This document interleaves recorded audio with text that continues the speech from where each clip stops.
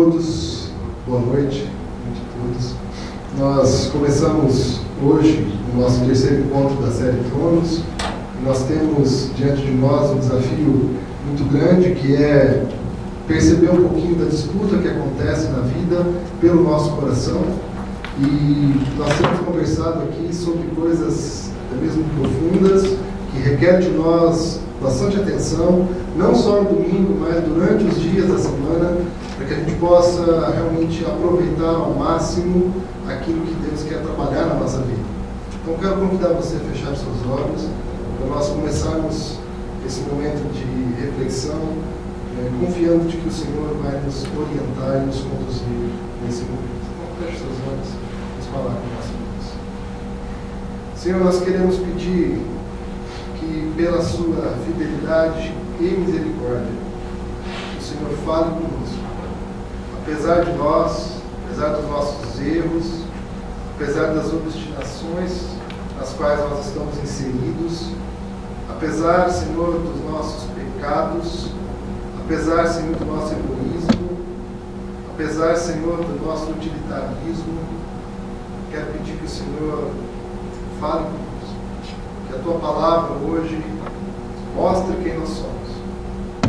E que nós, ao nos depararmos com quem somos, possamos nos arrepender, possamos começar novas práticas, mudando a nossa vida, a fim de que todos nós nos pareçamos mais com o Senhor. Que nós estejamos mais inseridos naquilo que vem do Senhor, do que aquilo que nós mesmos construímos e que muitas vezes é danoso, é maldoso para nós mesmos. Peço que o Senhor nos dirija nesse momento. Nós oramos em nome de Jesus. Amém. Bom, nós temos conversado aqui na comunidade adventista sobre a série Tronos, lições sobre o livro, ou lições do livro de Daniel. Nós conversamos no primeiro domingo da série sobre conquistas e derrotas. Nós trouxemos aqui, naquele primeiro domingo, dia 10 de julho, uma reflexão a respeito de como Deus permitiu, ou até mesmo abriu as portas para que a Babilônia conquistasse Jerusalém, conquistasse Judá e levasse então cativos os líderes, aqueles que eram os principais influenciadores da nação. Deus permitiu que essa nação, a Babilônia, conquistasse Judá e levasse para o território deles. E nós comentamos um pouquinho sobre esses grandes inimigos, ou essas grandes nações, ou esses deuses, essas disputas pela nossa vida, pelo nosso coração, que não estavam apenas na época de Daniel, mas que também está nos dias de hoje. E naquele primeiro domingo da série, nós levantamos aqui que, da parte de Deus, Ele não tem decidido acabar com os nossos inimigos, Ele não tem decidido acabar com aqueles que são os deuses falsos, não tem acabado com as Babilônias da nossa vida, porque Ele usa isso para mostrar quem Ele é, porque Ele é soberano, porque Ele é grande, e os outros deuses, os outros ídolos, as outras nações são menores. E quando nós comparamos, descobrimos que Ele é maior, que Ele é o especial, Ele é o Deus a ser adorado. Por isso que Ele não tem eliminado os inimigos, mas tem permitido que esses inimigos disputem o nosso coração, a fim de que todos nós tenhamos condições de destronar o nosso trono desses ídolos, dessas questões falsas, e aceitar apenas Ele como Senhor da nossa vida. Esse é o processo de Deus conduzir a nossa vida para a maturidade. Não fôssemos espinhos, seriam das flores. Se nós não nos machucássemos nesses espinhos, nas roseiras, talvez nós não acharíamos tanta beleza naquelas pétalas vermelhas. Mais ou menos nesse processo é que Deus tem então permitido essa disputa pelo nosso coração, permitido que esses tronos existam ao nosso redor. E no segundo dia, então, nós conversamos um pouco sobre resistência e sobrevivência. Diante desse cenário, como é que nós podemos resistir e sobreviver? E nós lembramos aqui na semana passada que a nossa tendência, quando vamos ler o livro de Daniel, é tentar encontrar quem nós somos em Daniel. E muitos de nós, muitas vezes, começam a ler o livro de Daniel com uma listinha de coisas a fazer, a começar pela boa alimentação. Né? Nós já vamos pensando ali, estou lendo Daniel, está na hora de fazer um regime. Né? E muitas vezes nós começamos a procurar nas atitudes de Daniel algo que nós podemos aplicar na nossa vida, como nós podemos copiar a Daniel na nossa vida. E nós conversamos sobre como esse caminho pode ser danoso para nós. Porque o povo errou durante muitos anos porque não conseguia preencher ou atender as expectativas que Deus tinha deles. E por isso eles erravam e Deus permitia o cativeiro. E quando nós tentamos ser outra pessoa, nós caímos nos mesmos erros. E aí, então nós lembramos que quem conseguiu viver não só aquilo que Daniel viveu, mas ainda mais foi Cristo. E que a nossa resistência e sobrevivência só pode acontecer se nós estivermos em Cristo. Não nos tornarmos como Daniel, mas estarmos em Cristo. Porque Cristo cumpriu todas as exigências. Está difícil aí, preciso lubrificar. Mas Cristo cumpriu todas as exigências. E assim, confiando nele, entregando nossa vida a Cristo, nós conseguimos resistir às disputas pelo nosso coração. E hoje nós vamos conversar aqui então sobre a fidelidade e misericórdia. Começaremos a partir do livro de Daniel, mas espero que a gente chegue aqui na nossa conclusão com algumas coisas sérias e importantes sobre como nós podemos viver isso. Fidelidade e misericórdia. E para a nossa conversa de hoje, eu quero começar trazendo uma frase de Nietzsche, filósofo alemão, que diz o seguinte a respeito desse tema que nós vamos conversar. Há mais ídolos que realidades no mundo.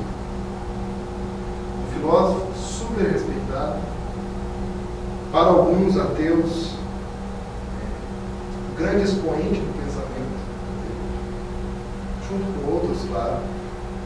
Mas para Nietzsche, há mais ídolos do que realidade no mundo. E eu não sei como você lida com essa frase, ou com isso que ele está jogando, para nós pensarmos. Agora vai sair exigente, sem falhas. Eu não sei como você tem lidado com isso, mas se nós considerarmos que isso é verdadeiro, pode ser que a nossa vida esteja construída sobre coisas que não são reais. Pode ser que a nossa vida esteja sendo influenciada por coisas que nos tirem da realidade. Pode ser que nossa vida esteja consolidada, estruturada por influências, por valores que não têm nada a ver com a vida real. E o Tim Keller, pastor norte-americano,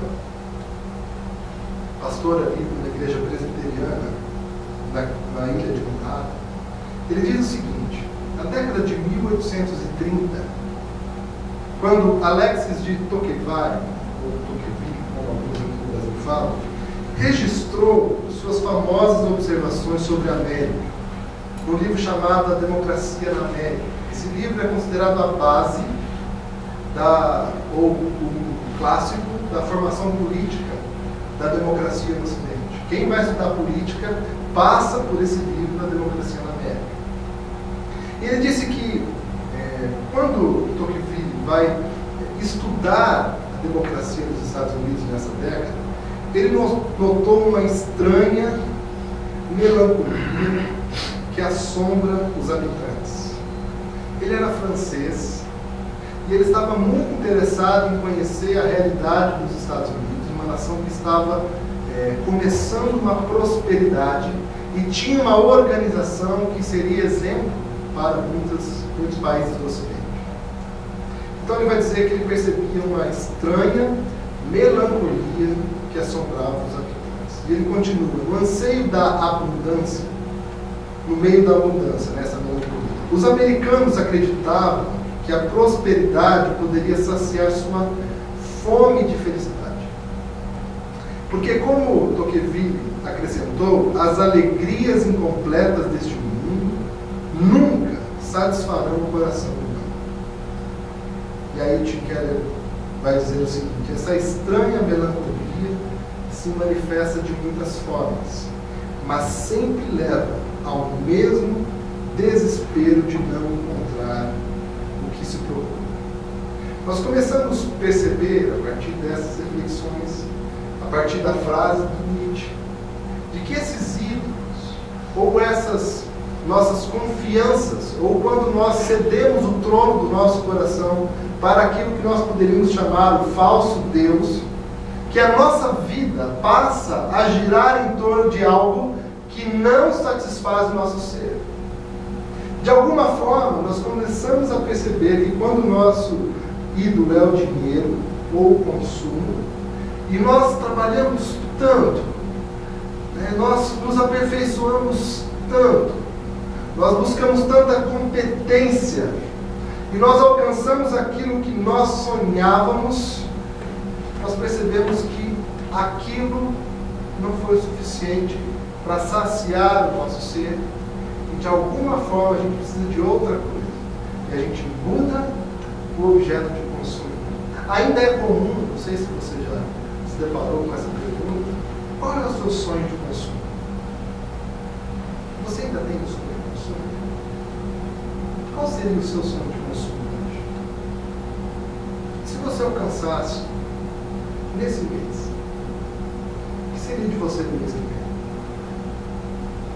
É mais ou menos essa realidade que nós estamos tentando mostrar, que os falsos deuses, ou aqueles que conquistam o nosso coração, mas não é o Deus verdadeiro, traz para nós como vida, como realidade. E aí nós chegamos a essa questão. A grande questão dos falsos deuses é que eles nunca podem nos dar o que prometem. Os falsos deuses nunca podem nos dar o que prometem.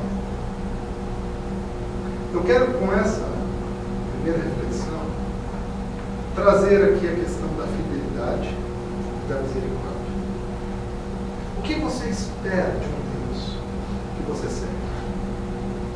Que quando você se dedica a Ele, as coisas que Ele te prometeu se cumprem.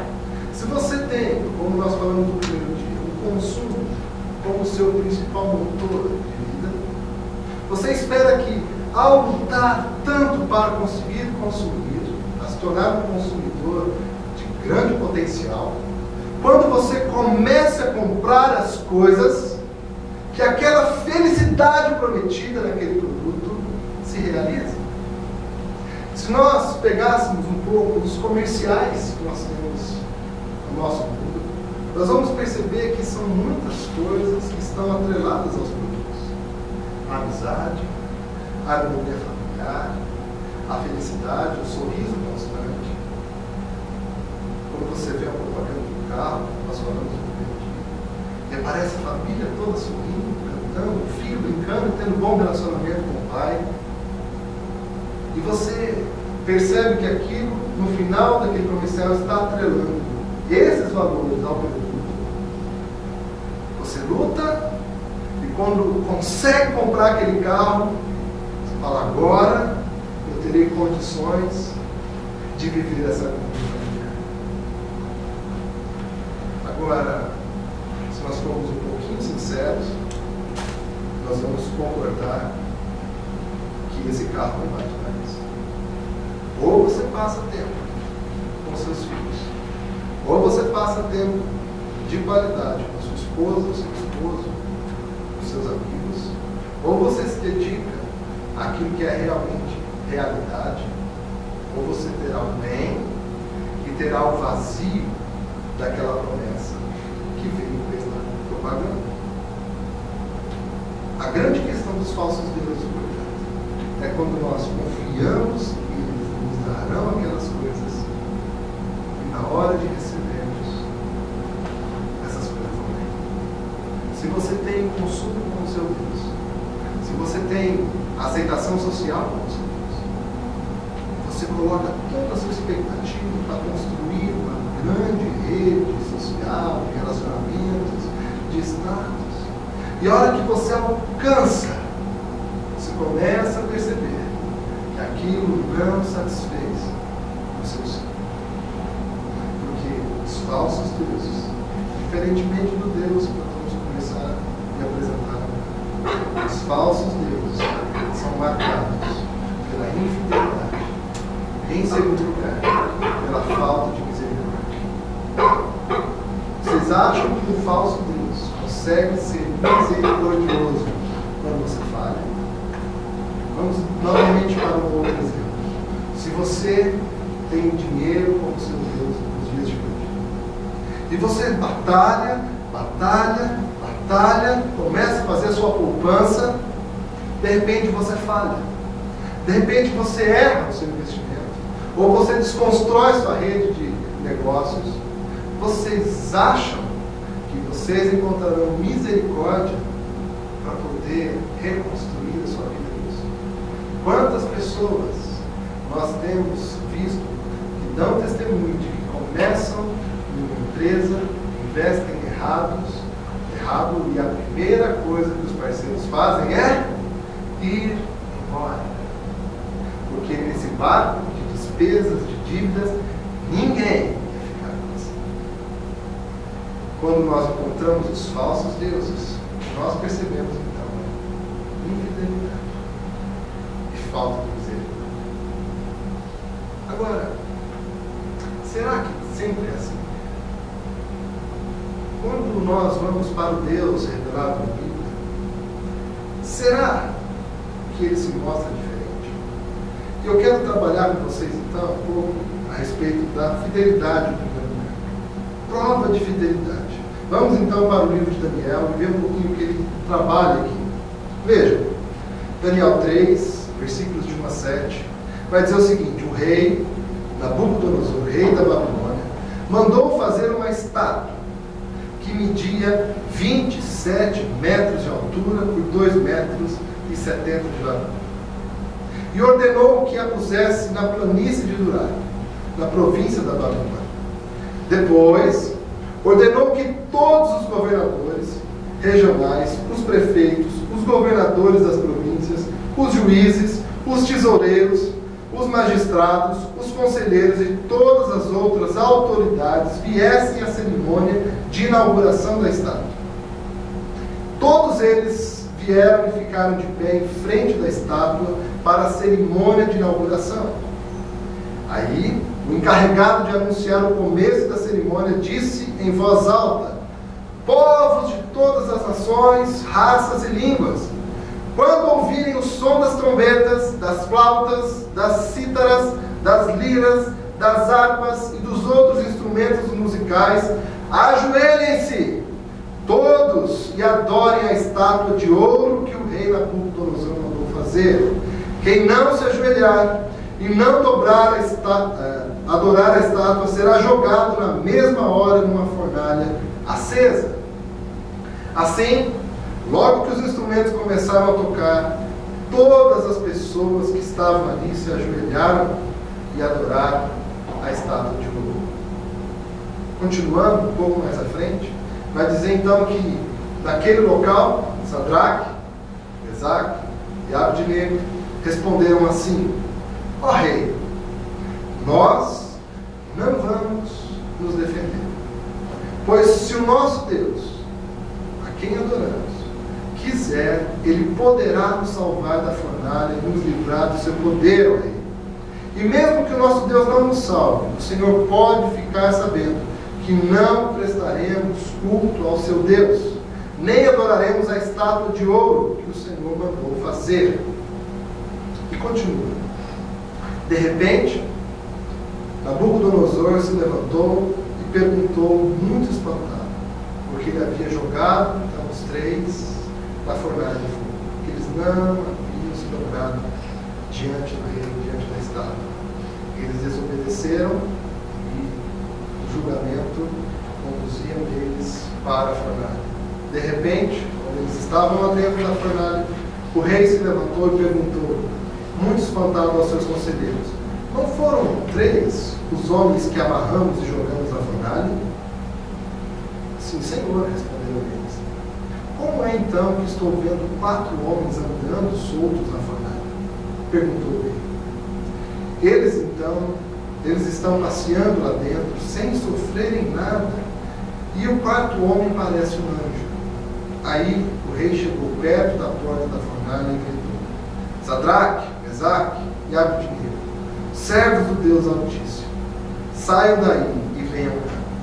Os 3 saíram da fornalha, e todas as autoridades que estavam ali chegaram perto deles e viram que o fogo não havia feito nenhum mal a eles. As labaredas não tinham chamuscado nenhum cabelo de sua cabeça. As suas roupas não estavam queimadas, e eles não estavam com cheiro de fumaça. O rei gritou: que o Deus de Sadraque, Mesaque e Abednego seja louvado. Ele enviou seu anjo e salvou seus servos que confiam. Eles não cumpriram a minha ordem, pelo contrário. Escolheram morrer em vez de se ajoelhar e adorar um Deus que não é deles. Por isso, ordeno que qualquer pessoa, seja qual for a sua raça, nação ou língua, que insultar o nome do Deus de Sadraque, Mesaque e Abednego, seja cortada em pedaços e que sua casa seja completamente arrasada. Pois não há outro Deus que possa salvar como esses. Você está lendo isso comigo e talvez você esteja pensando assim: calma aí. Nós começamos a ler aqui esse texto falando da infidelidade e também da falta de misericórdia dos deuses falsos. E nós falamos especialmente que quando as pessoas falham, elas percebem essas coisas.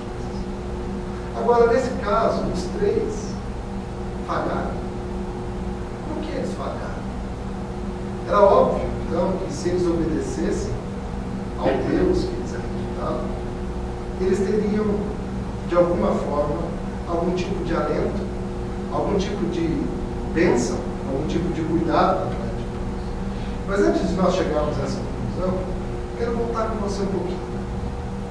Como é que você reage depois de haver recebido da parte de Deus uma disciplina por conta de diversos atos falhos e errados? Nós estamos vivendo, ou lendo um momento da história, em que Deus havia, de alguma forma, abandonado o seu povo para que a Babilônia conquistasse. Esses jovens, assim como Daniel, foram conduzidos para a Babilônia porque o povo havia falhado. Se você se lembrar comigo um pouco dessa história, se você a conhece, você vai perceber que aqueles que estavam no cativeiro, o que eles tinham de memória é de que eles erraram tanto que Deus estava castigando todos eles. Deus não ia colocar a sua mão para ajudá-los. Quando nós olhamos para essa história, tanto de Daniel quanto desses outros 3 jovens, nós nos colocamos no lugar, e eu me pergunto, tanto para mim, eu pergunto para você, será que nós colocaríamos confiança nesse Deus que havíamos deixado levar para o cativeiro? Você confiaria em Deus ao ponto de você talvez ser morto? Ao ponto de talvez você ser jogado para um lugar onde tinha fogo que pudesse te queimar? Será que você aceitaria isso após perceber que Deus, na verdade, estava castigando? Qual seria a sua resposta? Você simplesmente não poderia se ajoelhar diante de um outro Deus, de um falso Deus, mesmo você sabendo que é um falso Deus, e fosse então na onda de todo mundo? Afinal de contas, qual mal que isso poderia trazer para você? Será que iria de tão pior do que viver no cativeiro?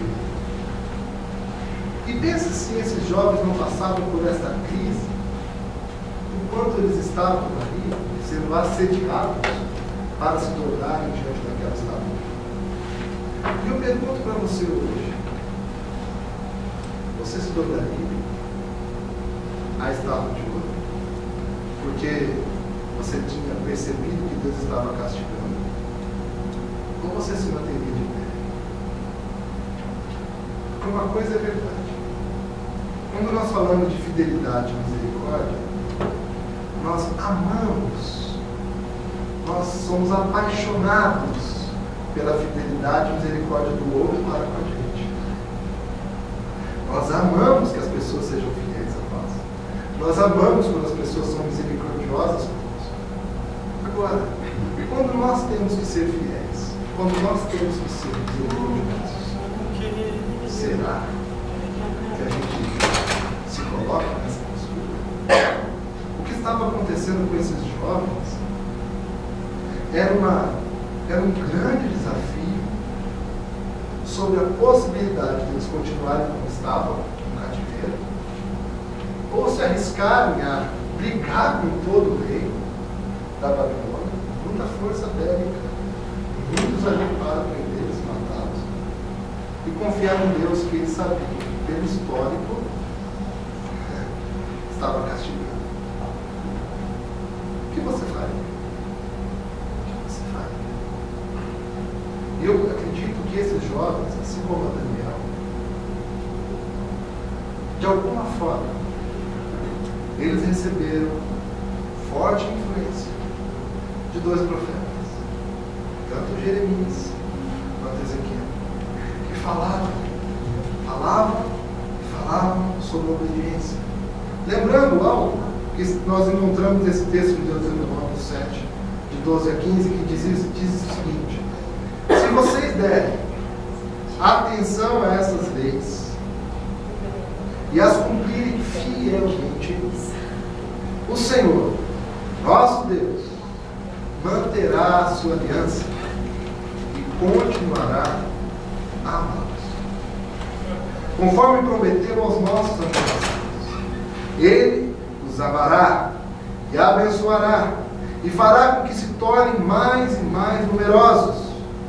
Ele lhes dará muitos filhos, boas colheitas de cereais, uvas e azeitonas e muitas crias de gado e de ovelhas. Deus lhes dará todas essas bênçãos na terra que Ele vai lhes dar, conforme o juramento que fez aos nossos antepassados.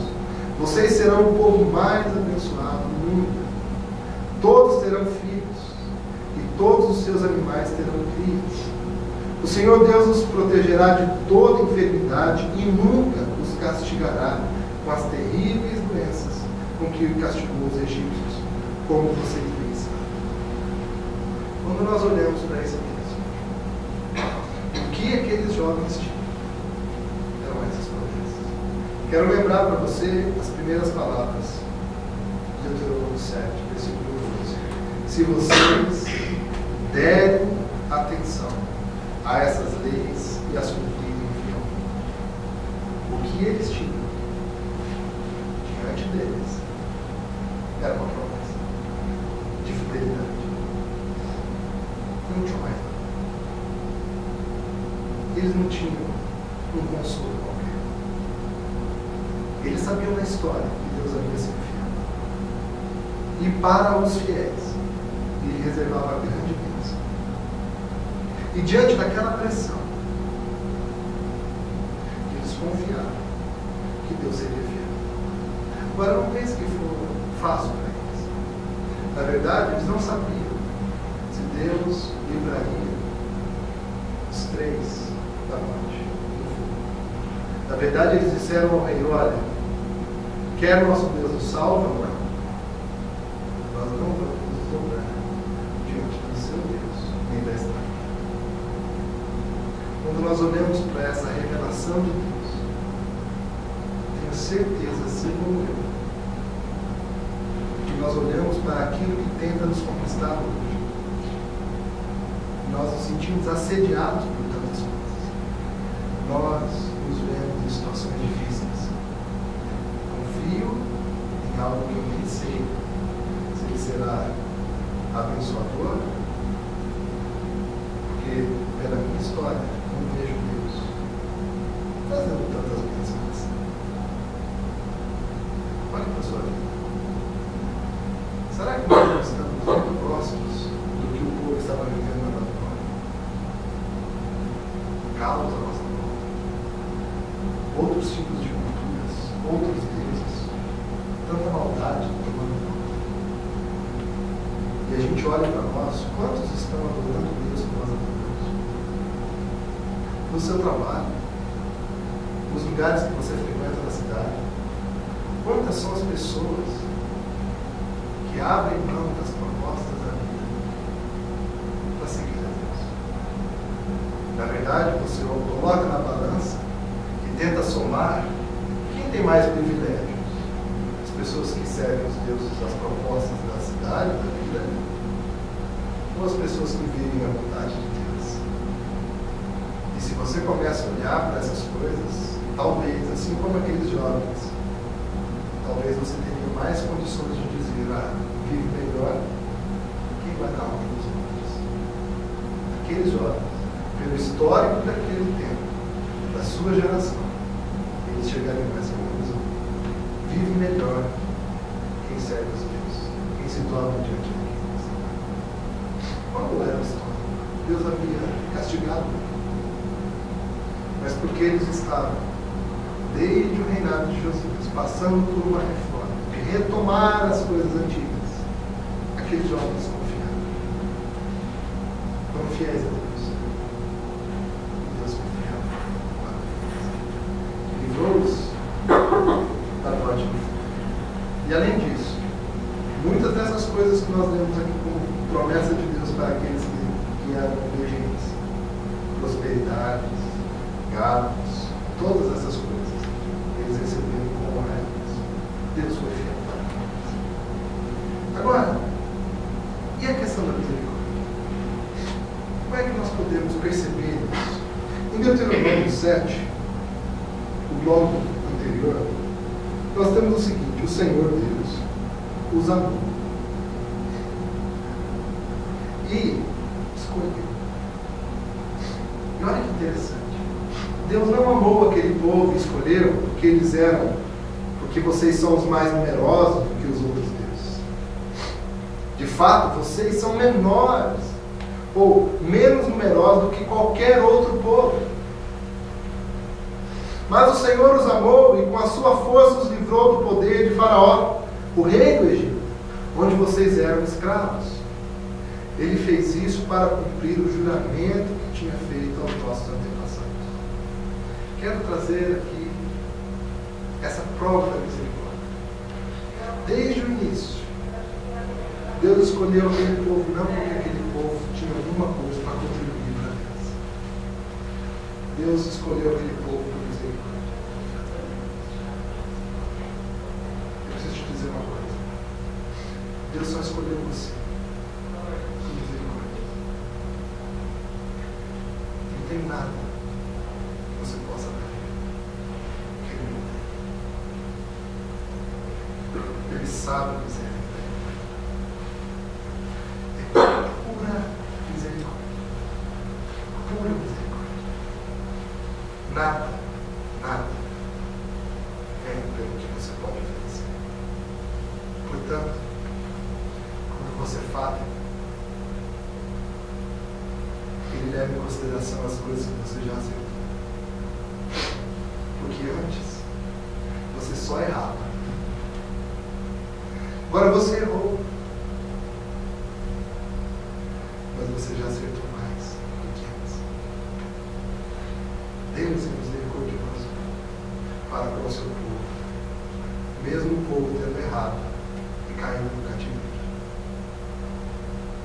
Porque Deus escolheu esse povo não pelo que Ele podia oferecer. Deus escolheu esse povo pela misericórdia. Porque Ele colocou o coração dele na miséria. Porque Ele coloca o coração dele na miséria da sua vida. Quando você erra, Ele te abraça. Quando você erra, Ele te acolhe. Lembre que o Senhor nosso Deus é o único Deus Ele é fiel e mantém sua aliança. Ele continua a amar por 1000 gerações. Uau! O que significa 1000 gerações? Aqueles que o amam e obedecem aos seus mandamentos. Porém, castiga de uma vez os que o rejeitam. Ele não demora em castigá-los e destruí-los. Obedeçam, pois, as leis e os mandamentos que hoje eu estou dando a vocês. E façam tudo que eu mando. E nós olhamos e falamos, puxa, e agora? Nós acabamos de ler um trecho que ele ama todas as gerações se obedecem. Mas ele castiga aqueles que erram. E ele castiga. Coisa certa. E ele traz bênçãos. Será? Tem exceções? Vocês conhecem alguém que tenha obedecido a Deus, mas não recebeu dele todas essas promessas de quem foi fiel? Existem exceções. E o que nós podemos dizer desse texto? Jesus foi com os discípulos para um lugar chamado Getsemane. E lhes disse, sentem-se aqui, enquanto eu vou ali orar. Então Jesus foi, levando consigo Pedro e 2 filhos de Zebedeu. Ali começou a sentir uma grande tristeza e aflição e disse a eles, a tristeza que estou sentindo é tão grande que é capaz de me matar. Fiquem aqui vigiando comigo. Ele foi um pouco mais adiante, ajoelhou-se, encostou o rosto no chão e orou, meu Pai, se possível, afasta de mim esse cálice do sofrimento. Porém, que não seja feito o que eu quero, mas o que tu queres. Se Sadraque, Mesaque e Abednego oraram aquela oração, dizendo, Senhor, nós seremos fiéis, nos livra do fogo. Jesus, que foi o mais obediente de todos, no Getsemane, falou, Pai, se puder me livrar da fornalha, livre. Falou da primeira vez. Depois voltou e encontrou os 3 discípulos dormindo. Falhos, não? Então disse a Pedro, será que vocês não podem vigiar comigo nem uma hora? Vigiem e orem para que não sejam tentados. É fácil querer resistir à tentação. O difícil mesmo é conseguir. E pela segunda vez orou, dizendo, meu Pai, se possível, este cálice, se esse cálice de sofrimento não pode se afastar de mim, sem que eu beba, então que seja feita a tua vontade. Ele voltou de novo e encontrou os discípulos dormindo. Eles estavam com sono e não conseguiam ficar com os olhos abertos. Jesus tornou a sair de perto deles e orou pela terceira vez, dizendo as mesmas palavras. Então voltou até onde os discípulos estavam perguntando, vocês ainda estão dormindo, descansando? Olha, chegou a hora, e o Filho do Homem está sendo entregue nas mãos dos maus. Levantem-se e vamos embora. Vejam, aí vem chegando o homem que está me traindo. Quando nós olhamos para a história de Daniel, você deve estar pensando assim, o que ele vai fazer agora? Nós estamos falando de Daniel, da necessidade de Daniel obedecer, ele conseguiu ser fiel a Deus, Deus o livrou. E nós olhamos para Jesus agora, ele conseguiu ser fiel, obedeceu. Parece que Deus não livrou. Deus, na verdade, permite que Jesus fosse morto, ou permitiu que Jesus fosse morto. Cadê a fidelidade de Deus? Cadê a misericórdia de Deus? A misericórdia e a fidelidade de Deus está aqui e está exatamente porque enquanto eles dormiam, Deus estava salvando as pessoas que ele escolheu. Porque essas pessoas não conseguiam fazer nada além de dormir nesse momento de tensão. Quando eu olho para essa realidade de fidelidade e misericórdia, eu percebo que no livro de Daniel, o grande ensinamento que nós encontramos nesse livro é de que para Deus é muito importante a fidelidade, a nossa obediência para com Ele. Para Deus, isso é muito importante. E ele demonstra isso teologicamente através de Daniel, através desses 3 amigos. Agora, e se nós não conseguíssemos, ou se nós não conseguimos viver como eles? O que pode acontecer com a gente? Deus desistirá de nós? A grande notícia é que, pelo fato de Deus ser grande em misericórdia e nunca desistir de nós, Ele mandou o seu Filho. E o seu Filho obedeceu ponto a ponto das exigências. E ele não foi para com Jesus um livrador da fornalha, mas ele permitiu o seu Filho morrer na cruz, para que você, que está dormindo, que está se entregando aos deuses do nosso tempo, que está se entregando aos deuses do consumo, do dinheiro, da beleza, do estado social, da aceitação, para que você que está dormindo para com Deus, você que está dormindo para com Cristo, tivesse a possibilidade de receber misericórdia. Deus te ama. E você não tem nada que possa fazer para que Ele pare de te amar. Nada do que você faz impede que Deus te ame.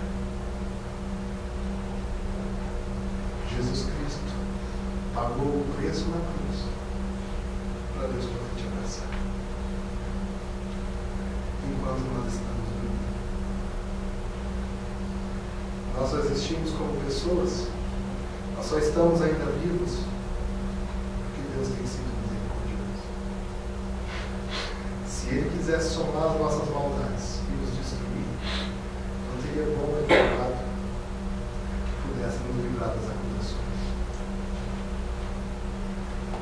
E eu convido você então a dar uma resposta diante disso. Em primeiro lugar, Deus continua sendo fiel e misericordioso nos nossos dias. E Ele faz isso através de Jesus Cristo, que morreu naquela cruz mesmo sendo fiel e obediente a Deus. Portanto, em primeiro lugar, não viva promiscuamente. O que eu quero dizer com isso?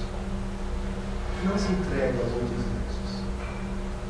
Você sabe das tantas possibilidades de você se entregar aos deuses humanos revelados na Bíblia. Você sabe como você é consumido por essas coisas. Não se entregue. Pela misericórdia de Deus, pela fidelidade que Ele tem exercido para conosco. Não se entregue. Não seja promissor.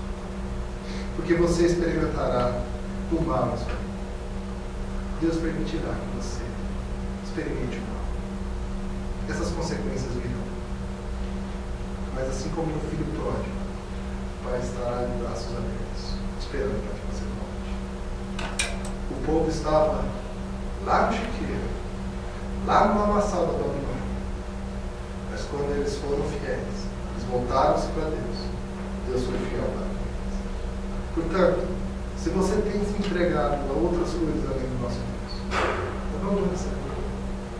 Que Deus tem então para compartilhar com você. Simplesmente volte. Em segundo lugar, acredite nos mandamentos de Deus para você. Nós percebemos que ali, aqueles 3 jovens, assim como Daniel, acreditaram na história. Eles confiaram nas promessas de Deus. Se entregaram diante da disputa pelo coração deles.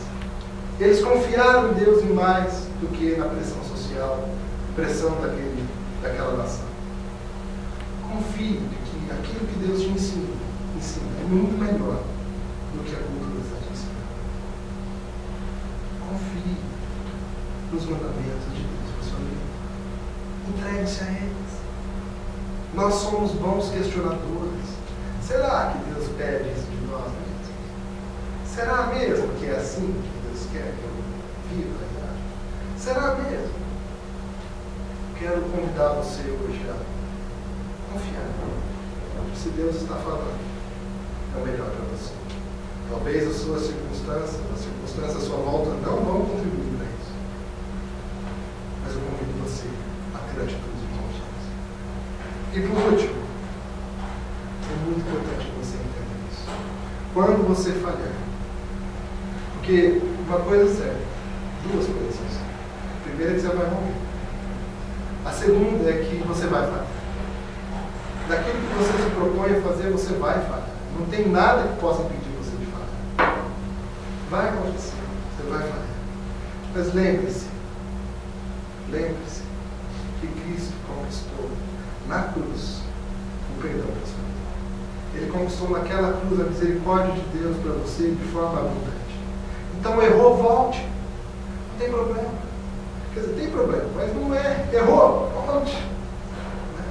Não permaneça por tanto tempo no mal, nas consequências do mal sobre sua vida. Volte, porque Deus deu perdão através de Jesus Cristo naquela cruz. E com isso eu quero terminar trazendo um desafio para você nessa semana. Um desafio que eu acredito ser extremamente importante e talvez o maior pedido durante essa série de mensagens. Vasculhe nessa semana o seu coração. Sonda. Vai lá dentro. Busca aí dentro as coisas. E se você encontrar algo que pode ser um falso Deus na sua vida, ou seja, o que está mais influenciando a sua vida hoje? O que mais pede de você serviço? O que mais oferece para você desejos de realizações? Olhe para o seu coração. Se você identificar essas coisas, se você identificar 1 ou 10 coisas que têm sido os deuses da sua vida, as coisas pelas quais você tem trabalhado, as coisas que você tem servido, quero convidar você a fazer uma coisa. Escreva isso num papelzinho. Quais são essas coisas? Se você não quiser, não precisa mostrar para ninguém. Mas pegue esse papelzinho e ao longo da semana, tente separar tempo para você colocar diante de Deus a sua vida, o seu coração e renunciar de uma vez por todas essas coisas. Então, vasculhe o seu coração. Sonde.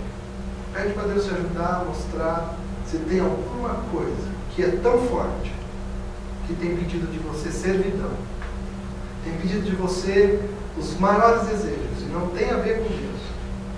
Escreva nessa semana.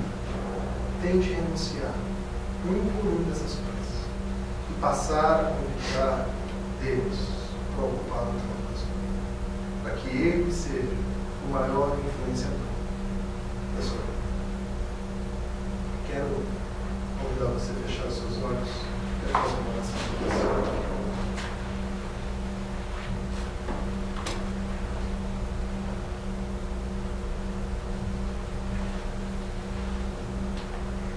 Senhor nosso Deus, nós meditamos na Tua Palavra, como ela é profunda. Nós já percebemos que o Senhor é Deus fiel e o Senhor é Deus misericordioso. Que porque nos ama muito, mais do que nós podemos imaginar, o Senhor providenciou Jesus Cristo, o seu próprio Filho, para que, morrendo na cruz, pudesse proporcionar a todos nós o teu amor, a tua comunhão, as tuas bênçãos para nós. Pai, nós sabemos que o Senhor nos chama para a obediência e para a fidelidade ao Senhor.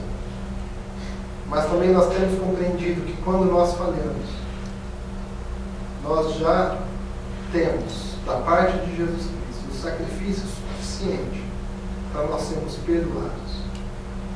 Então possamos voltar à comunhão contigo, perdoados, cabeça erguida novamente, podemos andar na tua presença, na tua companhia, dos caminhos da nossa vida. Pai, ministre o coração de cada pessoa. Mostre se nós estamos, Senhor, com algum Deus falso, se nós temos atrelado a nossa vida a ídolos, a tantos tronos que não têm a ver com o teu trono. Nos ajude a renunciar a todos eles, destronar o nosso coração desses falsos deuses, desses ídolos, e possamos nos voltar para o Senhor. Que o Senhor seja o único Rei a sentar no trono da nossa vida. Nós oramos em nome de Jesus.